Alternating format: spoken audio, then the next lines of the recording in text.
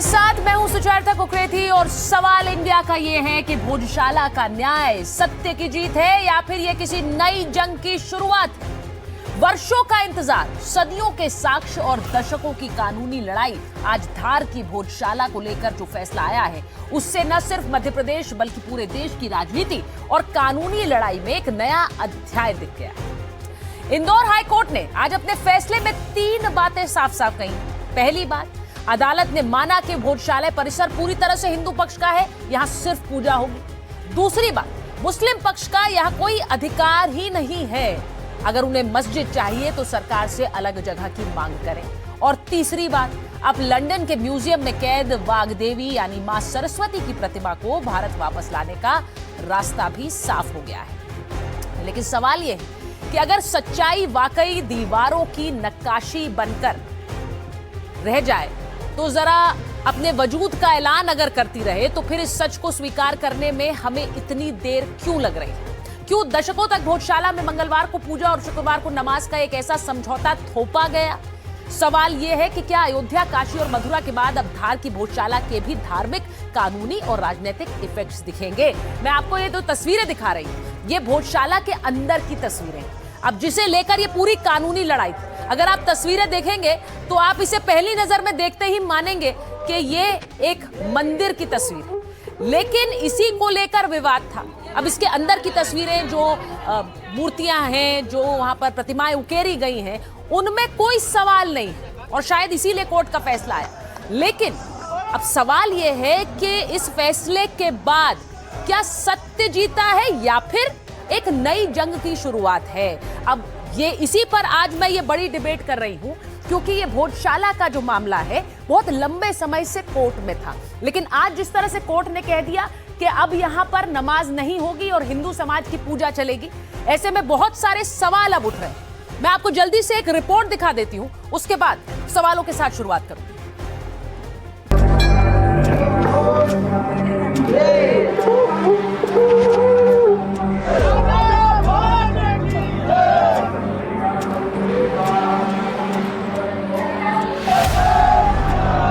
गौशाला के केस में ऑनरेबल इंदौर हाई कोर्ट का बहुत ही ऐतिहासिक फैसला आया है, जिसमें ऑनरेबल इंदौर हाई कोर्ट ने जो एएसआई का 7 अप्रैल 2003 का ऑर्डर है उसको पार्शली क्वैश किया है और हिंदू समाज के लोगों को वहां पे पूजा पाठ का अधिकार दिया है।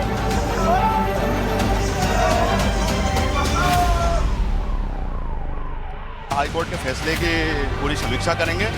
हाई कोर्ट के फैसले का सम्मान है और तथ्यों के अगेंस्ट अगर जो फैसला हो उसकी समीक्षा करेंगे और उसको लेकर हाई कोर्ट, सुप्रीम कोर्ट जाएंगे। अब इस बार कभी किसी दूसरे समुदाय को भी बोलना चाहिए कि आप लैंड ले लो किसी के मारे आंसू निकल रहे। हमारी इतने दिनों के हमारी मेहनत के इन्होंने आहुति दी है अपने प्राणों की। आज उनके प्राणों की आहुति की वजह से आज हमें ये मौका देखने को मिला। माँ भगवती का मंदिर था, है और आगे रहेगा। मिले साक्ष्य कहीं ना कहीं मंदिर होने की गवाही वो खुद दे रहे हैं। वो सरस्वती माता मंदिर राजा भोज के हाथ से निर्मित मंदिर था। जो हिंदू समाज के ऊपर एक जो कलंक था कि हमारे मंदिर में, मूर्ति वाले मंदिर में नमाज हो रही थी, वो आज पूर्णतः आज उसको मंदिर घोषित किया है। आज संपूर्ण हिंदू समाज जो है वो भारतीय कानून व्यवस्था को धन्यवाद देता है।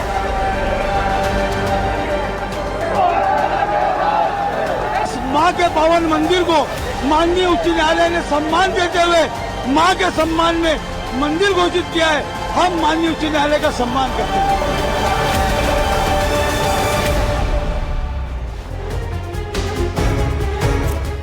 भोजशाला को इंदौर हाईकोर्ट ने बताया सरस्वती मंदिर, हिंदुओं को मिला पूजा का अधिकार। अब भोजशाला में सिर्फ पूजा होगी, एएसआई की रिपोर्ट के आधार पर फैसला हो गया है। अब मैं सवाल जो पूछ रही हूं आज, मुस्लिम पक्ष अलग जमीन लेगा या फिर सुप्रीम कोर्ट जाएगा? ये मामला यहां खत्म हो गया या एक नया विवाद शुरू हो गया? सवाल ये भी है कि भोजशाला का फैसला सांप्रदायिक सद्भाव के लिए क्या चुनौती है? ये फैसला मथुरा काशी के लिए भी क्या एक मिसाल बनेगा, क्योंकि मथुरा काशी में भी इसी तरह की मांग है?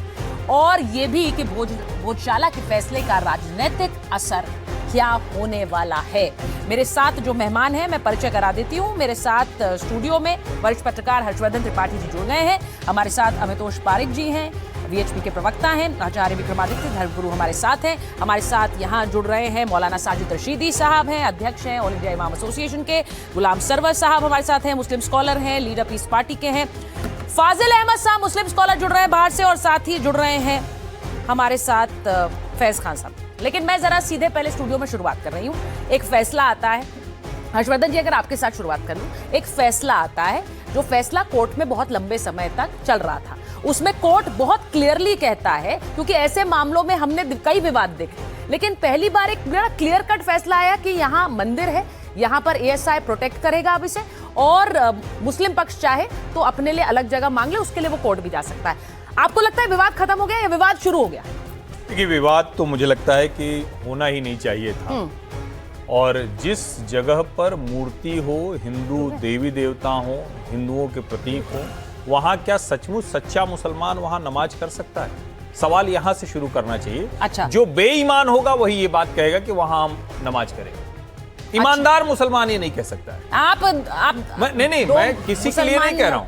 कोई भी ईमानदार मुसलमान पूछूंगी जरूर किसी दूसरे के हिंदू आस्था के प्रतीकों को तोड़कर भंजित करके बनाई गई जगह पर कैसे कर सकते? बताइए ना, आप इबादत कहते हैं। हाँ। तो अगर वहां मंदिर है, अगर वहां, और ये तो प्रमाणित है ना। चलिए हम विवाद को मान लें कि दोनों अपना दावा पेश करते हैं। अब तो हालांकि अभी की तारीख में क्या है, दोनों नहीं है, अभी सीधे सीधे मंदिर है, मां वाग्देवी का, सरस्वती माता का मंदिर है। मूल रूप से क्या है, ऐसी जगहों पर जिस आक्रमणकारी मानसिकता के जरिए, जिस एक कहे कि हिंदुओं को नीचा दिखाना है, हिंदू धर्म को नीचा दिखाना है, उसके चलते ये सब हुआ। भारत के मुसलमानों को माफी मांगकर ऐसे सभी स्थानों को बहुत बड़ी बात आप कह रहे हैं। मैं जरा एक बार बता दूं, रशीदी जी मैं आपके पास आऊंगी, आप बोलना चाह रहे हैं, लेकिन हमारे साथ इस पूरे मामले में वकील विष्णु शंकर जैन जुड़ गए हैं। जरा बड़ी विंडो में काटिए उन्हें, मैं सीधे जा रही हूँ विष्णु शंकर जैन जी के पास। विष्णु जी, मुझे पता है आज आपके लिए बड़ा व्यस्त दिन है, क्योंकि ऐसे कई मामले हैं जिनमें आप वकील हैं, और उनमें अब एक तरह से मैं कहूं कि मामलों में कई आपके लिए, आप अपने लिए ये बड़ी उपलब्धि के रूप में भी देखेंगे, क्योंकि ये बड़ी जीत है ये हिंदू समुदाय के लिए जिनको आप रिप्रेजेंट कर रहे हैं। लेकिन बहुत से लोग पूछ रहे हैं कि क्या ये विवाद की शुरुआत तो नहीं है एक और ज्ञानवापी, एक और ऐसा मामला जहां पर अब मुसलमान कहेंगे कि भाई हमारी तो नमाज हो रही थी, हमें क्यों रोका गया? नहीं, पहले आप ये बताइए, पहले इस चीज को थोड़ा फैक्ट समझ लेते हैं जी। 7 अप्रैल 2003 का आदेश है जिसमें हिंदू पक्ष को यहाँ पे मंगलवार को पूजा पाठ के ऑर्डर दिए गए, और 7 अप्रैल 2003 के आदेश में लिखा था कि यहीं पे मुस्लिम समाज के लोग फ्राइडे को नमाज अदा करेंगे। आप मुझे कोई ऐसा उदाहरण बताइए, और कोई भी पैनलिस्ट बताए इस देश में सेकुलर संविधान में जहाँ पे ज्वाइंट वर्शिप हो रही है। क्या मैं किसी मस्जिद के अंदर जाके पूजा पाठ कर सकता हूँ, या वाइसी वर्षा कोई मंदिर में आके नमाज अदा कर सकता है? तो इसीलिए इसके धार्मिक चरित्र के विपरीत यहाँ पे काम किया जा रहा था। जो हमारे हवन कुंड थे उसमें थूका जा रहा था, संस्कृत की ऋचाएं मिटाई जा रही थी, जो यहाँ के पत्थर है, शिलालेख है, पिलर से, पिलास्टर से, ये चीख चीख के कह रहे थे कि हिंदू मंदिर का परिसर है, और उसके विपरीत काम किया गया। इसीलिए हम इंदौर हाईकोर्ट गए थे और हमने मांग रखी थी कि यहाँ पे किसी भी तरह की नमाज अदा करना ये गैर कानूनी है, गलत है, एएसआई एक्ट का उल्लंघन है। और उसके बाद इंदौर हाईकोर्ट ने यहाँ पे डिटेल्ड इसकी मामले की तफ्तीश की, मामला सुप्रीम कोर्ट गया। मैं जानता हूं आप प्लेसेस ऑफ वर्शिप एक्ट 1991 का भी हवाला देंगी। प्लेसेस ऑफ वर्शिप एक्ट यहाँ पे अप्लाई नहीं होता है। Section 4 sub clause 3 section 4 sub clause 3 sub clause 1 कृपया अपने दर्शकों को दिखाएं, और जो बड़े बड़े बैरिस्टर कह रहे हैं उसको ना सुने, जो एक्ट कह रहा है उसको सुने। एक्ट में लिखा हुआ है सेक्शन 4(3)A में कि एक्ट वहां पे लागू नहीं होगा अगर कोई जगह एएसआई द्वारा संरक्षित इमारत है। तो अगर एएसआई द्वारा संरक्षित स्मारक है तो वहां पे एक्ट लागू नहीं होगा, ये एक्ट कह रहा है। तो हम उससे गवर्न होंगे, इसलिए प्लेसेस ऑफ वर्शिप एक्ट यहाँ पे लागू नहीं होता। यही बात सुप्रीम कोर्ट में इस मामले को प्लेसेस ऑफ वर्शिप एक्ट से टैग किया गया था, और सुप्रीम कोर्ट ने इस मामले को दोबारा इंदौर बेंच में भेजा इसके फ्रेश स्क्रूटनी के लिए, फाइनल हियरिंग के लिए। और दोनों पक्षों को सुनने के बाद, एएसआई के 98 डेज की सर्वे की वीडियो रिकॉर्डिंग देखने के बाद, एएसआई के 2100 पन्ने की रिपोर्ट पढ़ने के बाद, दोनों पक्षों के दलीलों को सुनने के बाद, हमारे हिस्टोरिकल एविडेंसेस जो ये साबित करते हैं कि राजा भोज द्वारा बनाई गई ये मां सरस्वती, मां वाग देवी का स्थान है, इन सबको देखने के बाद, और जो आप अपने खंबे, जो आप अपनी स्क्रीन पे खंबे दिखा रही हैं, ये सारे खंबे हिंदू मंदिर के खंबे हैं, ये सब देखने के बाद आज कोर्ट ने फैसला दिया है मुझे एक बात बताइए, 7 अप्रैल जब कोर्ट ने फैसला दे दिया तो जो धार के शहर काजी हैं वो कह रहे हैं हम वहां नमाज पढ़ना जारी रखेंगे। अब आप ऐसे बयान को कैसे चुनौती देंगे, क्योंकि वो कह रहे हैं हम तो सुप्रीम कोर्ट जाएंगे, तब तक हमारी नमाज कैसे रोकी जा सकती है? नहीं तो नमाज तो आज रुक गई ना, आज आखिरी दिन था नमाज, आज फ्राइडे है और आज से हाईकोर्ट का फैसला उसके बाद ही वो कह रहे हैं, लीगल बात कर रहा हूँ। हाँ नहीं उसके बाद ही उनका ये बयान आया, इसीलिए पूछ रही हूँ आपसे। देखिए मैं लीगल बात कर रहा हूँ, मैं इमोशनल बात नहीं कर रहा हूँ। इमोशनल बात करने के लिए तो बहुत सारी चीजें हैं, ठीक है। लीगल बात यह है कि आज की डेट से इंदौर हाईकोर्ट का जो जजमेंट है वो प्रभावी हो गया, ठीक। और इंदौर हाईकोर्ट के जजमेंट का ऑपरेटिव पोर्शन पढ़ लीजिए और अपने दर्शकों को दिखा भी दीजिए। 267 पेजेस का जजमेंट है, आखिरी के पोर्शन देख लीजिए। उसमें यहाँ पे जो नमाज पढ़ने की अनुमति वाला आदेश था उसको रद्द कर दिया, सेट असाइड कर दिया। तो पढ़ेंगे कैसे, ये तो मुझे नहीं पता, मतलब लीगल बात तो हुई नहीं। अगर कोई आदमी कानून को अपने हाथ में लेना चाहता है तो अथॉरिटीज उसको डील करेंगी, ठीक है। तो मैं तो यहाँ पे लीगल बात करने के लिए हूँ। विष्णु जी, मैं एक और आपसे सवाल पूछूंगी। आपने कहा कि इस जगह पर प्लेसेस ऑफ वर्शिप एक्ट लागू नहीं होता है, ये एएसआई प्रोटेक्टेड मॉन्यूमेंट है, लेकिन मुझे एक बात बताइए, बहुत से लोग जो ये बात सवाल उठा रहे हैं कि सिर्फ वहां जहां लागू नहीं होता है वहीं थोड़े ही जा रहे हैं, ये तो हर मंदिर पर जा रहे हैं, हर उस जगह जा रहे हैं जहां विवाद है और कह रहे हैं कि हमें ये चाहिए। क्या आपको ये बात समझनी पड़ेगी सुचरिता, मथुरा के लिए भी ये एक नजीर होगा, उदाहरण होगा?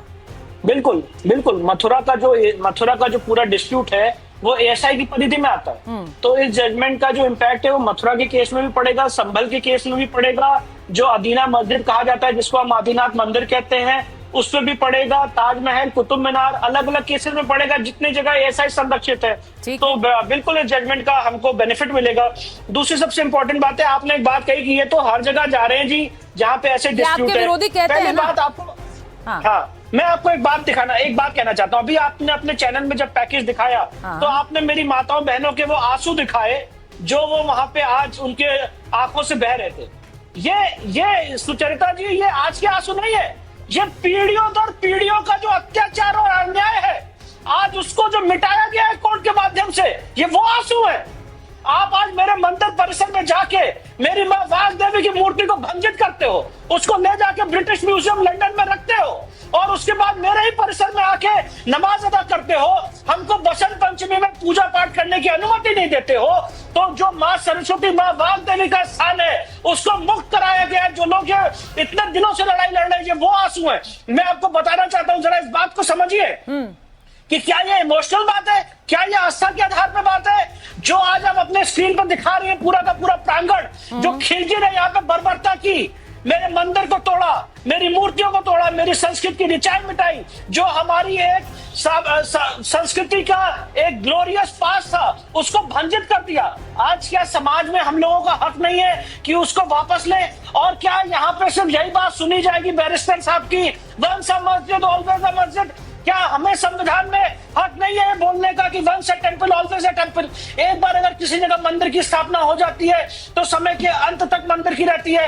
1528 में बाबर ने राम मंदिर को तोड़ा था। हाँ। ये आज बहुत ऐतिहासिक फैसला है कि कोर्ट 500 साल और पीछे गया और जो 11वीं शताब्दी में किया गया था आज उस चीज को वापस रेस्टोर किया गया। ठीक है, मैं एक सवाल आपसे और पूछूंगी विष्णु शंकर जैन जी। आप जैन समुदाय से आते हैं, जैन समाज भी कहता है कि ये जैन समुदाय का मंदिर है, ये हमारा मंदिर है, ये हमारा गुरुकुल था, वो भी इस पर दावा करते हैं। देखिए आप बात समझिए, देखिए एक बहुत बड़ी साजिश होती है हिंदू और जैन समाज को अलग दिखाने की। हिंदू और जैन समाज हमेशा से एक दूसरे के पूरक रहे, एक दूसरे के विरोधी नहीं रहे। आप आज कुतुब मीनार परिसर में चले जाइए, वहां क्या लिखा हुआ है कि जो कुव्वतुल इस्लाम मस्जिद है वो 27 जैन मंदिर और हिंदू मंदिर को तोड़ के उसके मलबे से बनाई गई। हमेशा हिंदू मंदिर और जैन मंदिर साथ बनते हैं। माँ सरस्वती, माँ वाघ देवी के रूप में पूजा की जाती है। जो रणकपुर का जैन मंदिर है वहां भैरव भैरवी की पूजा की जाती है। स्वास्थ्य के निशान बनाए जाते हैं। जो आदिनाथ भगवान है जिनको हम भगवान शिव का रूप मानते हैं उनकी पूजा की जाती है। तो हमेशा जैन समाज को हिंदू समाज से अलग दिखाने की एक जो साजिश है ये तब से चली है सुचरिता जी, जब से 2013 में जैन समाज को माइनॉरिटी प्रॉपर्टी घोषित किया कांग्रेस सरकार ने। एक होड़ लग गई कि हाँ जी हम अलग है, और एक ऐसे तत्व घुस गए कि जी हम अलग है। और मैं जैन समाज से जरूर आता हूं, पर मैं ये मानता हूं कि हम सारे लोग एक सनातन संस्कृति, इस पूरी सभ्यता, इस पूरी सिविलाइजेशन का अभिन्न अंग है, जिसमें जैन समाज भी है, जिसमें हिंदू समाज भी है। और ये जो लड़ाने की, आपस में भेद पैदा करने की राजनीति है, जो पूरी ये सोच है, ये नहीं चलेगी। सुप्रीम कोर्ट की लड़ाई के लिए तैयार है आप? मेरा आखिरी सवाल है आपसे। बिल्कुल तैयार हैं, बिल्कुल तैयार हैं। हम सुप्रीम कोर्ट में कैविएट दाखिल करेंगे, और अगर सुप्रीम कोर्ट ये आएंगे तो हम भी वहां पे अपनी बात सुप्रीम कोर्ट के समक्ष रखेंगे। ठीक है, विष्णु शंकर जैन जी, बहुत बहुत धन्यवाद आपसे बात करने। मैं एक बार रशीदी साहब यहाँ आपसे एक सवाल पूछना चाह रहे, चली गए वो। मुझे बताइए, अब मैं एक सवाल पूछ रही हूँ रशीदी जी। विष्णु शंकर जैन को आपने सुन लिया, वो कह रहे हैं कि हमारी माताओं के आंसू आपने नहीं देखे, वहां मंदिर के लिए किस तरह की लड़ाई लड़ी गई, तो ये तो स्वाभाविक था, ये तो होना ही था। अभी हर्षवर्धन जी ने एक बात कही है शुरुआत में, उन्होंने कहा कि हिंदुओं के मंदिर पर, अगर खंडित मंदिर पर कोई सच्चा मुसलमान कभी नमाज नहीं पढ़ेगा। आप सहमत? देखिए, आपने एक सवाल पूछा विष्णु शंकर जैन से, जो सवाल ही गलत था। अच्छा, तो सही बता दीजिए। आपने पूछा कि पहली बार ऐसा हुआ है, इतना निष्पक्ष फैसला आया है। नहीं, निष्पक्ष तो मेरा शब्द नहीं था। हालांकि नहीं, आपने कहा बिल्कुल साफ सुथरा फैसला आया है। बड़ा क्लियर कट बोला, बड़े क्लियर नमाज कट नहीं होगी। और यही क्लियर कट फैसला बाबरी मस्जिद को लेकर यूपी विधानसभा में आया था, सॉरी यूपी हाई कोर्ट में आया था। ठीक है, बिल्कुल क्लियर कट था। एएसआई के जो के मोहम्मद थे, उनकी रिपोर्ट पर फैसला आया था, बिल्कुल क्लियर कट था। मंदिर के पक्ष में फैसला था। लेकिन जब हम सुप्रीम कोर्ट गए तो सुप्रीम कोर्ट में 4 बातें तो साफ हुई। देखिए, वकील होकर इस तरह की बातें करे आदमी, तो ऐसा लगता है कि जैसे वकील नहीं। यार चुप रहो, बिल्कुल बिल्कुल मत बोलो। आप जो बिल्कुल चुप रहो बोल रहे हो, ये तरीका नहीं, ये तरीका है ही नहीं ना। मैं बिल्कुल डिबेट नहीं करूंगा। मैं बिल्कुल डिबेट नहीं करूंगा। अनुरोध है, पहले कंप्लीट मैं बिल्कुल डिबेट नहीं करूंगा। मैं बिल्कुल डिबेट नहीं करूंगा। वो बात अपनी समस्या ये है, वो अपनी बात ये जो जिस मैं बिल्कुल डिबेट नहीं करूंगा। नहीं करूंगा बिल्कुल। ये बेवकूफ अरे भाई, यहाँ हो जाएगा, आप आराम। बलवा कराना चाहते अपने नंबर। रशीदी जी, आप बात। एक मिनट रुकिए ना भाई, आचार्य जी, एक सेकंड रुकिए। रोड पे आ जाए, नहीं आएगा। सबका एक बार नंबर तो नहीं आएगा। Don't try to hijack please. मैं उनसे बात, अच्छा बात करिए, बात करिए, बोलने नहीं देता, बात करने दीजिए पहले। रशीदी जी, अपने आप को बहुत बड़ा इस तरह की भाषा नहीं, बात कर रहे नहीं तो उन्हें बात कंप्लीट करेंगे, पहले वो कंप्लीट करेंगे। रशीदी जी, बात करिए, बात रखिए। नहीं, एक मिनट, इनको कहिए बिल्कुल चुप रहे। कब्जा खाली करो। आचार्य जी, ऐसे बात नहीं होगी। नहीं, ठीक है, वो कोर्ट के फैसले पे होगा, वो बात कर रहे हैं। आप उस तरफ, आप बोलिए रशीदी जी। रशीदी जी बोलिए। देखिए, मैं ये कहना चाहता हूँ, सुप्रीम कोर्ट गए, सुप्रीम कोर्ट ने 4 बातें मुख्य रूप से कही, इसको समझिएगा। सुप्रीम कोर्ट जब हम जाएंगे अब इसी बात को लेकर, वही बातें आनी है, देखिएगा। मैं आज आपसे कह रहा हूँ, ठीक है, क्या 4 बातें कही। उन्होंने कहा कि हमें ऐसा कोई सबूत नहीं मिला कि मंदिर तोड़ के मस्जिद बनी है, नंबर 1। ठीक है। दूसरे, उन्होंने कहा कि 1949 में मूर्तियां चोरी से रखी गई। तीसरे, सुप्रीम कोर्ट ने कहा कि 1992 में बाबरी मस्जिद को इल्लीगल तरीके से तोड़ा गया। चौथे, सुप्रीम कोर्ट ने यह कहा कि जो लोग इस कॉन्स्पिरेसी में शामिल थे उनके खिलाफ कार्रवाई होनी चाहिए। ये अलग बात है, लोअर कोर्ट ने उनको बरी कर दिया। ठीक है, ये 4 चीजें अच्छी तरह समझिए आप। ओके। जब हम सुप्रीम कोर्ट जाएंगे, क्या हमारा अधिकार नहीं सुप्रीम कोर्ट जाने का? अरे वो तो कहा है कोर्ट ने, बिल्कुल कहा है ना, कोर्ट ने कहा है ना। तो अभी से ये कह देना सनातन की जीत हो गई, हमारी जीत हो गई, कब्जा था, ये कोई तरीका थोड़ा ही है। एक सेकंड। अच्छा, मैं एक चीज, नहीं रशीदी जी, आपने ये सही कहा, जो जिसको कोर्ट जिसके पक्ष में फैसला सुनाएगा, वो उसे अपने पक्ष में और अपने फैसले के रूप में ही देखेगा, वो उसे अपनी जीत के रूप में देखेगा। लेकिन कोर्ट का हमेशा रास्ता खुला होता है हायर कोर्ट के लिए। 10 सेकंड देखिए, सुप्रीम कोर्ट ने 4 बातें हमारे फेवर में कही, लेकिन सुप्रीम कोर्ट ने फिर भी कहा कि ये जगह हम राम मंदिर को देते हैं। ठीक है। किसी मुसलमान ने छू तो नहीं किया, कोई मुसलमान ने प्रदर्शन तो नहीं किया, किसी मुसलमान ने आंदोलन तो नहीं किया। ठीक है। इसलिए कि हम कोर्ट का सम्मान करते हैं। जो लोग आज ये कहते हैं कि हम कोर्ट का सम्मान नहीं करते, वो खुद कोर्ट का सम्मान नहीं करते। कोर्ट से पहले ये लोग कह देते हैं ये जगह हमारी है, जबकि 1991 का प्लेसेस वर्शिप एक्ट भी है, ये भी है, लेकिन ये काशी को भी अपनी बताते हैं, ये मथुरा को भी अपना बताते हैं, भोजशाला की जरा तस्वीरें वॉल पर डालिए। अब मैं रशीदी जी आपको लेकर आऊंगी, इधर आइए जरा, मेरे साथ आ जाइए आप जरा। भोजशाला की तस्वीरें जरा वॉल पर डाल दीजिए भाई।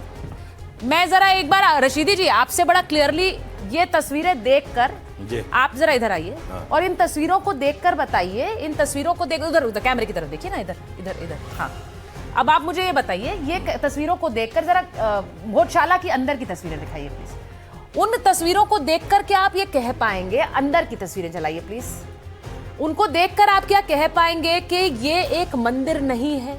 जो कलाकृतियां यहाँ पर है, ये देखिए जरा, ये क्या मंदिर की कलाकृतियां नहीं है? भगवान की तस्वीर उकेरी गई है कि ये चीज नहीं, अरे ये देखिए ना, ये क्या है? ये क्या, ये जो आप देख रहे हैं, ये क्या है भाई? मेरी बात सुनिए, मैं आचार्य जी को, हाँ 2003 में जब एएसआई ने मुसलमानों से कहा कि तुम नमाज पढ़ो, हिंदुओं से कहा तुम पूजा करो, ठीक है, क्या एएसआई में हिंदू नहीं थे उस वक्त? अफसर हिंदू नहीं थे? ठीक है, क्या उस वक्त देश में हिंदू नहीं थे? अरे भाई मुझे इनकी तस्वीरें देखकर बता दीजिए ना, इसको आप किसी एंगल से क्या कहेंगे? ये मंदिर नहीं। सुन लीजिए ना हर्षवर्धन जी, एक बार आइए, सुन लीजिए ना बात। जो लोग इस तरह का तर्क देते हैं ना, जैसे विष्णु शंकर जैन ने कहा कि जी हम अगर मस्जिद में जाकर नमाज पढ़े, ठीक है, तो जो हर्षवर्धन जी ने लफ्ज बोला, मैं नहीं बोल सकता, क्या मैं हिंदू को बेईमान कहना शुरू करूं? जैसे इन्होंने कहा कि बेईमान मुसलमान नमाज पढ़ेगा। इस तरह के जो वर्ड ये लोग बोलते हैं ना, हर्षवर्धन जी इसका जवाब अच्छा, लिखा आदमी, एक सभ्य आदमी इस तरह की भाषा का इस्तेमाल बिल्कुल ठीक है। अब बताइए, जवाब दे दीजिए, किसी के ऊपर पर्सनल कमेंट क्यों? देखिए, आपकी हैसियत नहीं कि आप मेरी पत्रकारिता सवाल में, आपकी दुकान दूसरी तरह है। अच्छा ठीक है, लेकिन अगर कोई हिंदू किसी मस्जिद को तोड़कर, मस्जिद को तोड़कर मंदिर बना रहा है तो ईमानदारी नहीं कर रहा है, मुसलमान बेईमानी कर रहा है। लेकिन आज तक किसी हिंदू ने किसी आप बता दो, बाबरी मस्जिद मंदिर तोड़ के बना था क्या? को तोड़ने के प्रमाण है, मंदिर तोड़ के चाहे राम मंदिर हो, सुनिए भी ना, ऐसा नहीं होता कि आप चाहे ज्ञानवापी हो, चाहे कृष्ण जन्मभूमि हो, चाहे धार का भोजशाला हो, साफ दिख रहा है। उसके बावजूद आप लोग माफी मांगने का दिन है, आपको शांत होकर स्थिर भाव से मुसलमानों को समझाने का दिन है। लेकिन आपकी मुश्किल ये है कि आप इसको भी उस तरह से प्रस्तुत करना चाहते हैं कि मुसलमान दबा दिया करेंगे। आप नहीं, सुप्रीम कोर्ट का फैसला, सुप्रीम कोर्ट ने कहा कि मंदिर तोड़ के वहां भी झूठ बोला, आपने वहां भी झूठ बोला, सुप्रीम कोर्ट ने झूठ बोला, आपने झूठ बोला, आपने झूठ बोला 500 साल पहले कि हमारा मंदिर आपकी मुश्किल क्या है? सुप्रीम कोर्ट ने तो कहा है कि ये झूठ है। अच्छा रशीद जी, जब आपने प्रोग्राम में जाइए, मैं और मेहमानों को आमंत्रित करना चाहती हूँ। एक मिनट मैं झूठ बोल रहे हैं। अच्छा एक करके आऊंगी मैं। आचार्य जी आप आ जाइए, एक बार आइए जरा इधर। मैं जरा एक बार थोड़ा सा एक्सप्लेनेशन इसलिए चाह रही हूँ। आचार्य जी बात करते तो नहीं, मैं सिर्फ ये तस्वीरें दिखा रही हूँ। जरा मुझे बताइए इन तस्वीरों में क्या दिख रहा है, क्योंकि हम एक बार इस तस्वीर को स्थापित करना चाह रहे हैं। अंदर का गुंबद जो है, जो आप देख रहे हैं मंदिर। देखिए भोजशाला है क्या? भोजशाला का इतिहास है, वो पाठशाला थी, ठीक है, वहाँ लोग पढ़ने आते थे। राजा भोज के टाइम पर वो देखो सनातन को पढ़ने के लिए, सनातन को पढ़ने के लिए लोग वहाँ पर आते थे, और उसको पढ़ने के लिए यहाँ पर तमाम भारतीय संस्कृति रही है कि जहाँ पर विद्यालय रहे। अरे आप तो कहीं भी लिख सकते हो अल्लाह, अल्लाह तो कहीं भी लिख सकते हो। ये जो आप कह रहे हैं, ये तो आप कहीं भी चिपका दोगे। मैं क्या करता हूँ, आप समझिए इतिहास के अंदर क्या किया गया। 2003 के अंदर दिग्विजय सिंह की सरकार थी, और उन्होंने इन तमाम जो भी आपकी कलाकृति दिखाई दे रही है, इनके ऊपर प्लास्टर करवाया। अच्छा, इस आधुनिक काल के अंदर ऐतिहासिक तथ्य है, प्लास्टर करवाया गया।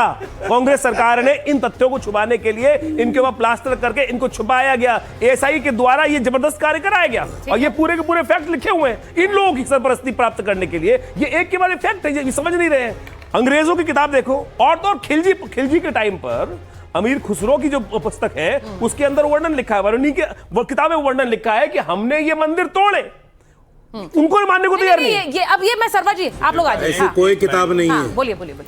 मंदिर देवी देवता से इतर जो हिंदू ज्ञान के केंद्र थे, वो मुगल आक्रांताओं के, मुस्लिम आक्रांताओं के निशाने पर थे। ठीक है। और देश में कई बार चर्चा होती है ना, नालंदा तक्षशिला की चर्चा होती है, लेकिन कितनी बार भोजशाला की चर्चा होती है? हम जो विश्व गुरु की बात करते हैं, हम किसी पर आक्रमण करना, किसी का मंदिर मस्जिद तोड़ देना, किसी का चर्च तोड़ देना, हम उसकी बात नहीं करते। हम ये बात करते हैं कि जो हमारा विजडम था, जो हमारा नॉलेज था, जो हमारा ज्ञान था, उसको हम दुनिया को कैसे शेयर करें, कैसे साझा करें, और उसके आधार पर हम विश्व गुरु थे। दुर्भाग्य से एक पूरी आक्रांताओं की जमात आई, और आज भी उनके कुछ लोग जो जिसको कहते हैं ना कि उनको अपना पूर्वज मानने वाले, उनकी विरासत वाले, वो भारत को एक गलत तरीके से दिखाने की कोशिश करें। माफी मांग के स्वीकार करने का दिन था। माफी मांग के अब आप अपनी जगह पर आ जाइए। मुझे ये तस्वीरें दिखाना इसलिए जरूरी था क्योंकि जब इन तस्वीरों को देखो तो पहली नजर में क्या लगता है। सरवर साहब और अमितौर जी, मैं जरा आपके पास आ रही हूँ। सरवर साहब, उन्होंने जो बात बोली है आपने सुन लिया, आचार्य जी ने क्या कहा, हर्षवर्धन जी ने क्या कहा। जरा मुझे बताइए, अब सिर्फ तस्वीरें प्रमाण नहीं है, उन्होंने कहा हिस्टोरिकल एविडेंस है हिस्टोरिक आपके पास डॉक्यूमेंटेशन है कि ये राजा भोज और भोजशाला रहा, उसके बाद यहाँ तोड़ा गया, उसके बाद मस्जिद बनाया गया?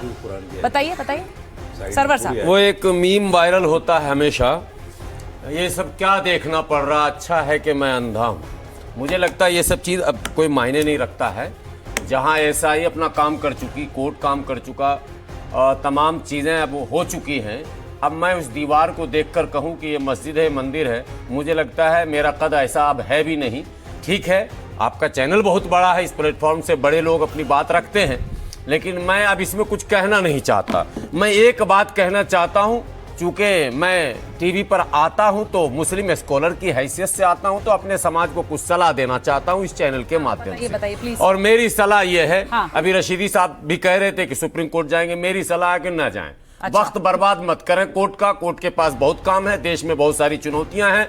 माननीय सुप्रीम कोर्ट के मुख्य न्यायाधीश ने बेरोजगार नौजवानों पर ऐसी टिप्पणी की है, हाँ। जिससे पता चलता है कि बेरोजगारी बेशुमार है। उन्होंने कहा बेरोजगार नौजवान जो हैं वो कॉकरोच की तरह हैं, जो जबरदस्ती सोशल एक्टिविस्ट बन के घूम रहे हैं। माननीय प्रधानमंत्री जी ने देश के लोगों से कम तेल खाने, कम तेल गंवाने, कम पेट्रोल करने, इस तरह की परिस्थिति में हम मौजूद हैं, और हम मंदिर मस्जिद की लड़ाई को कोर्ट में ले जाकर खामखा समय बर्बाद करें। देश का पैसा, देश का समय बचना चाहिए। मुस्लिम पक्षों से आप सुनिए, कब्जा खाली कर रहे हैं, पूरा भारत कर रहे हो, पूरा भारत आपका है। जो मस्जिद पे हाथ खाली ले जाइए, अरे ले जाइए, क्यों हाथ रखेंगे भाई? हम मस्जिद पे हाथ रखने वाले लोग ही नहीं है, हम मंदिर की बात कर रहे हैं। हमें मस्जिद से क्या गैर है, तो समझ में नहीं आ रही है। यहाँ पर तो लोगों को आग लगाने के लिए पेट्रोल डाल रहे हैं भाई, देश को जलाने के लिए पेट्रोल तैयार कर रखे हैं। ये मौलाना लोगों को कोई काम नहीं है, ये पेट्रोल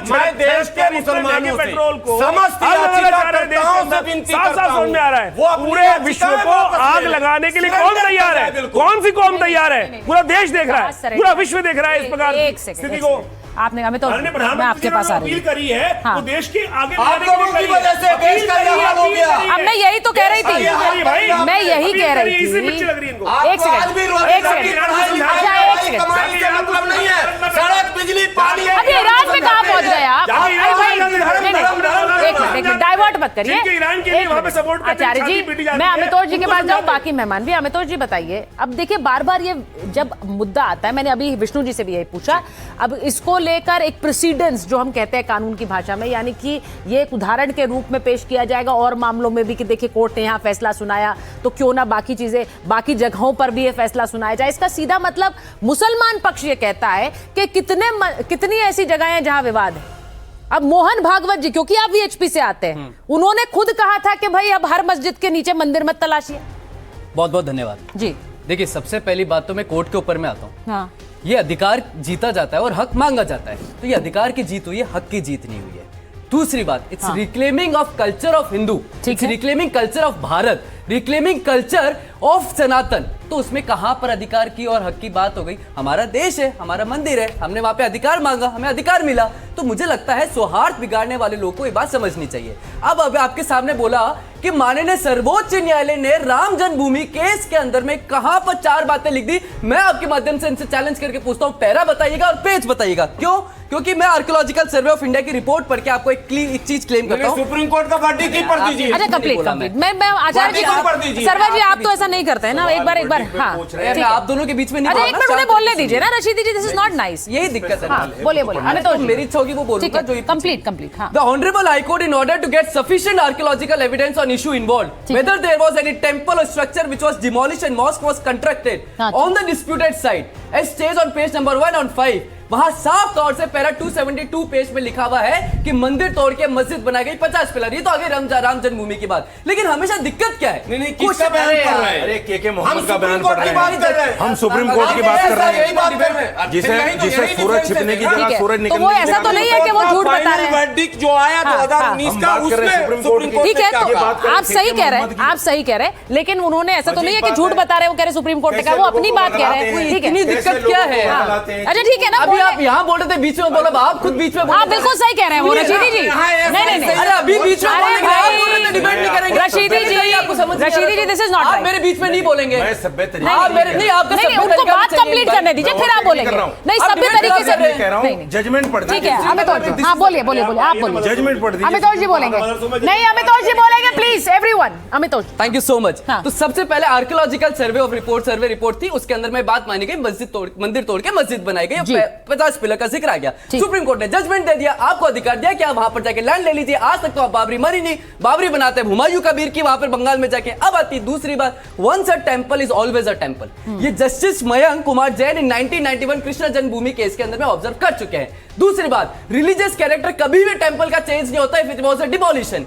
तीसरी बात, आर्कियोलॉजिकल सर्वे ऑफ इंडिया की रिपोर्ट के अकॉर्डिंग आर्कियोलॉजिकल सर्वे में 1952 में इसको दे दिया गया था। 1997 में दिग्विजय सिंह ने वह ऑर्डर निकाला और नमाज पढ़ने का अधिकार दे दिया। अब आप बात करें, आपको संभल पे आर्कियोलॉजिकल सर्वे पे शक हो तो आपने पत्थर उठा लिए, आज आर्कियोलॉजिकल सर्वे पे आप क्वेश्चन चिन्ह कर रहे हैं। तो फिर मैं आपको एक और ऑब्जर्वेशन देता हूं, लास्ट ऑब्जर्वेशन है। Archaeologist justice S.A. नाजिर in Ram Janmabhoomi case of Supreme Court of India, 5 judges bench observed for the Archaeological Survey of India report. The report developed by studied mind. You cannot consider to be an opinion. ये वहां पे भी review के लिए गए थे, ये यहाँ पर भी रिव्यू के लिए गए थे। हर जगह आप जाते हैं लेकिन वो खारिज करी जाती है। तो सौहार्द आपको बनाना है, जिसका अधिकार था वो अधिकार दिया गया, जिसका नहीं था उसका अधिकार लिया गया। अब मैं रशीदी जी सवाल सुनिए पहले आप इन पर। हाँ ठीक है, कहना फैज साहब को ले लीजिए जरा स्क्रीन पर प्लीज। और मुझे बहुत देर से बताया गया फैज साहब, मैं उसके लिए माफी चाहती हूँ, आ रही हूँ। लेकिन रशीदी जी, उन्होंने कहा बाबरी के लिए जमीन देने के लिए कहा गया था कि मुसलमान सामने आए, वो आज तक नहीं बनी, वो हुआ भी नहीं। तो वो कह रहे हैं कि ये लड़ाई आपकी वही खत्म हो गई उसके बाद सेंटिमेंट बाबरी के लिए क्यों नहीं था, बताइए। जिस आदमी से सूरज के बारे में पूछा जाए और वो चांद की बात करने लगे, हाँ। तो ये लॉजिकल नहीं है। अच्छा ठीक है, तो लॉजिक पर आप लाइए। जो इन्होंने जस्टिस नाजिम की बात की है, जब भोजशाला केस शुरू हुआ तो पहले हम सुप्रीम कोर्ट गए थे। सुप्रीम कोर्ट ने ये कहा कि भाई पहले आप हाई कोर्ट जाइए, हाई कोर्ट जो डिसाइड करेगा उस पर हम बात करेंगे, हम डायरेक्ट इसको सुनवाई नहीं कर सकते। ये मैं भी कह रहा हूं, ये आपने कोई नई बात थोड़ी बता दी। तो अब सुप्रीम हाई कोर्ट ने कह दिया, अब हम सुप्रीम कोर्ट जा रहे हैं, सुप्रीम कोर्ट उसको सुनेगा। दूसरी बात, मैंने कहा सुप्रीम कोर्ट के जजमेंट को लेकर ये चले गए के मोहम्मद की रिपोर्ट, जिसको मैंने कहा कि हाँ वो एडमिट किया था हाई कोर्ट ने, हाँ। हमने तो माना उसको, तो उन्होंने एडमिट किया था, वो उसको पढ़ के सुना रहे हैं। हिंदुओं के सामने उल्टी बातें करना, हिंदुओं को बहकाना, इसके अलावा इनके पास देखिए, अगर मुझे झूठ का पुलिंदा है सारी रिपोर्ट। अब फैज साहब के पास जाऊंगी। फैज साहब, हाँ बोलिए हर्षवर्धन जी। सुप्रीम कोर्ट का ही डिसीजन है कि जो इलाहाबाद हाई कोर्ट ने 3 हिस्सों में जमीन बांटी थी वो ठीक नहीं है। पूरा का पूरा हिंदू पक्ष को राम मंदिर दिया गया, सर्वोच्च न्यायालय का निर्णय है। सही बात है। उन्होंने डिमोलिशन पे जरूर कहा था ये इलीगल है, ये दुरुस्त बात है। बाकी तथ्यों को तोड़ मरोड़ के अभी भी न मानना राम मंदिर को, ये खतरनाक कोशिश दिया गया था राम मंदिर, ये खतरनाक कोशिश। सुप्रीम कोर्ट का एक विशेष अधिकार होता है, वो विशेष अधिकार इस्तेमाल किया सुप्रीम कोर्ट ने, हमने माना उसको। प्रमाणों के आधार पर देने लेने की बात ही नहीं है। एक सेकंड पढ़े लिखे लोगों को। अरे भाई, जो हर्षवर्धन जी ने बात कही, मैं फैज साहब के पास जा रही हूँ। फैज साहब ये बता दीजिए, अब यहाँ पर मैंने भोजशाला के अंदर की तस्वीरें एक वजह से दिखाई, क्योंकि वहाँ पर ऐसे प्रमाण मिलते हैं। अब इसमें कोई दो राय नहीं है। अब प्रमाण अगर मिल रहे हैं, कोर्ट का फैसला अब आ गया, कोर्ट ने क्लियरली बोला है। अब मुझे ये बताइए कि इस पर विवाद खत्म होना चाहिए कि नहीं होना चाहिए। बिस्मिल्लाहिर्रहमानिर्रहीम, रब्बिश इश्रह ली सदरी व यस्सिर ली अमरी वहलुल उक़दतम मिन लिसानी यफ़क़हू क़ौली। बिरादरान हिंद, अस्सलाम वालेकुम रहमतुल्लाहि व बरकातहू। जय हिंद, भारत माता की जय, वंदे मातरम। या देवी सर्वभूतेषु विद्यारूपेण संस्थिता, नमस्तस्यै नमस्तस्यै नमस्तस्यै नमो नमः। आदरणीय सुचरिता जी, आज सर्वप्रथम मैं आपके पूज्य पिताजी को प्रणाम करना चाहूंगा, जिन्होंने आपका इतना सुंदर नाम रखा है सुचरिता। ये माता वाग्देवी, माता सरस्वती का प्रतीक है, शुभ चरित्र वाली, उज्जवल चरित्र वाली। मैं आपको पहले प्रणाम करता हूँ, आपके पिताजी को भी प्रणाम करता हूँ। आइए हर्षवर्धन जी यहाँ पर जो खड़े हुए हैं और बाकी जो मुस्लिम स्कॉलर यहाँ पर खड़े हुए हैं, मुझे लगता है उन मुस्लिम स्कॉलर से ज्यादा ज्ञान इस्लाम का हर्षवर्धन जी को है। हम एक कमरे में भी जब नमाज पढ़ते हैं ना सुचरिता जी, तो यदि किसी जानदार की तस्वीर लगी हो, किसी चिड़िया की, किसी हाथी की, तो हम उसको कपड़े से ढक देते हैं क्योंकि जानदार चीजों के सामने नमाज नहीं हो सकती। अब देखिए वहां पर देवी देवताओं की प्रतिमा है भोजशाला में, वहां शंख है, वहां कमल है, वहां हवन कुंड है, वहां यज्ञ कुंड है, तमाम हिंदू प्रतीक प्रतिमाएं हैं। तो वहां पर कोई ईमान वाला नमाज नहीं पढ़ेगा, जो पढ़ेगा वो बेईमान वाला होगा। यही तो हर्षवर्धन जी कह रहे हैं ना। और हमारे नबी पैगंबर हजरत मोहम्मद सल्लल्लाहु अलैहि वसल्लम का लक़ब अमीन है, यानी अमानतदार, किसी की अमानत में खयानत ना करना। सादिक है यानी कि सच्चा। यदि हम मुसलमान हैं तो हमारे पास किसी की अमानत है तो वो उसे दे देना, ये सच्चा इस्लाम है। और सच बोलना, अमानत किसे कहते हैं जानते हो? क्लियर कट वहां साहित्य। अरे अमानत किसे कहते हैं ये भी बता दो। अमानत है क्या? अभी का तुम्हें तो यही पता नहीं अमानत क्या है। 8 का राजपत्र तुम तो यही नहीं जानते अमानत किसे कहते हैं। भोज द्वारा लिखे गए कई बकवास सारे करनी है ऐसे बैठ के। लेख हैं, कई सारे ऐसे शिलालेख हैं जिसमें स्पष्ट रूप से माता वाग्देवी के मंदिर का वहां पर चित्रण है और कई सारे पुरातात्विक साक्ष्य हैं। ये सब कुछ मौजूद होने के बाद भी कोई दुर्णय करे और बार बार ये कहे कि मैं वहां पर नमाज पढ़ूंगा, तो ये इस्लाम के सिद्धांतों के भी खिलाफ है, हाई कोर्ट के भी खिलाफ है, संविधान के भी खिलाफ है। तो इस काम से मुसलमानों को बचना चाहिए। बहुत अच्छी बात मौलाना। अब क्या फैज साहब मुसलमान नहीं है? वो कह रहे हैं कि भाई कोई नहीं पढ़ेगा ऐसी जगह पर, ये पढ़ना ही नहीं चाहिए। और हर्षवर्धन जी सही कह रहे हैं। पहले तो मैं इनको बता दूं अमानत किसे कहते हैं, इनको जानकारी नहीं। अमानत उसको कहते हैं, एक आदमी कहे साहब ये मोबाइल आप अपने पास रख लीजिए, जब मुझे जरूरत होगी मैं ले लूंगा, ये है अमानत। इसमें खयानत नहीं करना। ये भोजशाला किसने दी हमें? बताइए किसने दी? किसने दी? अरे कौन है देने वाला? वो तो और बुरी बात बिला है। वजह की बकवास करते हो टीवी पे बैठ के, जानकारी है नहीं, जानकारी है नहीं। फिर वही बात कहूंगा कि बात पूछो इनसे सूरज की और बताएंगे। रशीदी जी मेरी एक चीज देखिए, मैं आपका बड़ा सम्मान करते हुए आपको शो में बुलाती हूँ, लेकिन कोई भी दूसरा अगर आपसे पकड़ना है तो उसके सम्मान में नहीं, आप बहुत खराब भाषा का इस्तेमाल कर देते हैं। ऐसा नहीं करना चाहिए आपको। नहीं, आपने जो शब्दों का इस्तेमाल करते हैं, चाहे वो हर्षवर्धन जी हो या फैजान हो, क्यों कर रहे हैं? वो भाई वो अपना पक्ष रख रहे हैं, आप अपना पक्ष रखिए। व्यक्तिगत क्यों हो जाते हैं आप? बेईमान फैजान कह रहे हैं। उन्होंने रशीदी जी को बोला, उन्होंने रशीदी जी का नाम लेकर बोला। नहीं, मैं पाठ पढ़ाऊंगी, हमें पाठ पढ़ाऊंगी। क्योंकि आप किसी को भी नहीं, आप किसी को भी झूठा, मक्कार, फर्जी बता देते हैं। आप अभी डांटे कोतवाल को। अरे नहीं, पहली बात तो मैं चोर नहीं हूँ, और दूसरी बार मैं आपको कोतवाल मानती नहीं। आप कोतवाल नहीं है तो दूसरी सुनिए। किसी को मैंने कभी रशीदी जी को बेईमान नहीं। हर आदमी आके इस्लाम आप गुलाम सरवर जी से पूछे, अरे भाई इस्लाम में ये है। अरे नहीं, ऐसा नहीं है भाई। तो वो इस्लाम नहीं जानते हैं क्या? फैज खान साहब नहीं जानते क्या इस्लाम? एक बोलिए। तो हम कहाँ जाएंगे? हम इस्लाम बताने के लिए। अच्छा बताइए। पहली बात इस्लाम आप बताना शुरू कर दो।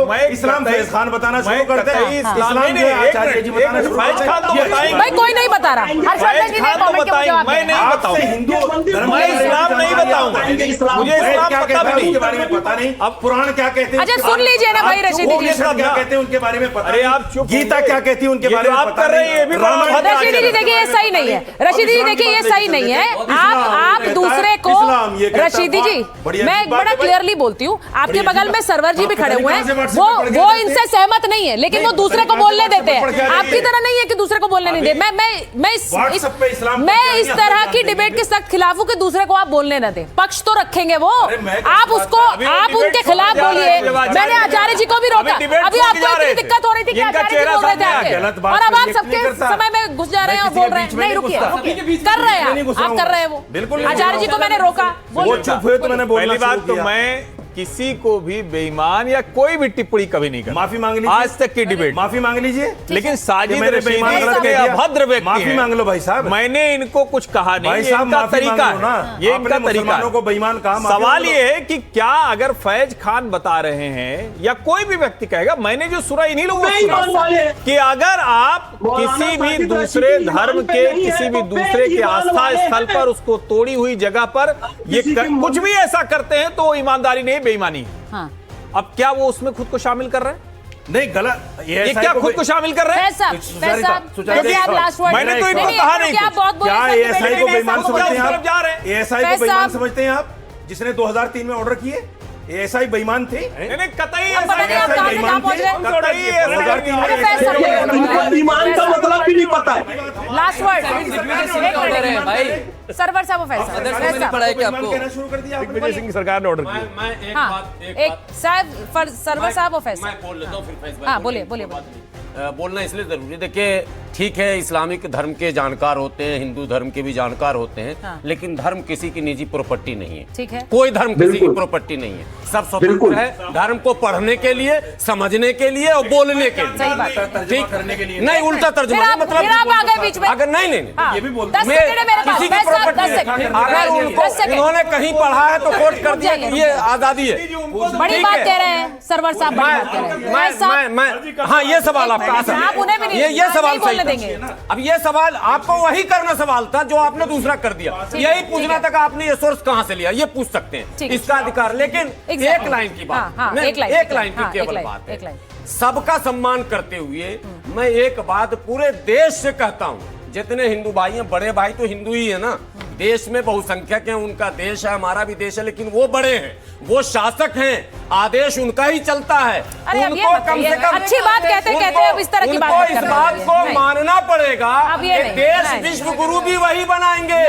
वो अगर नहीं चाहते, उनकी इच्छा नहीं है तो विश्व गुरु फिर नहीं बन पाएगा। अच्छी बात कहते कहते मुसलमान विश्व गुरु न बना पाएंगे, इसलिए उनको चिंता करनी होगी। सहमत नहीं हूँ। अच्छी बात कहते कहते इस बात पर बताइए। देखिए एक विवाद है, कोर्ट के अधीन था, कोर्ट ने एक फैसला सुनाया, अब उस फैसले को अगर चैलेंज करना है तो सुप्रीम कोर्ट जाना होगा, यही कानूनी रास्ता कहता है। बहुत बहुत धन्यवाद आप सबका।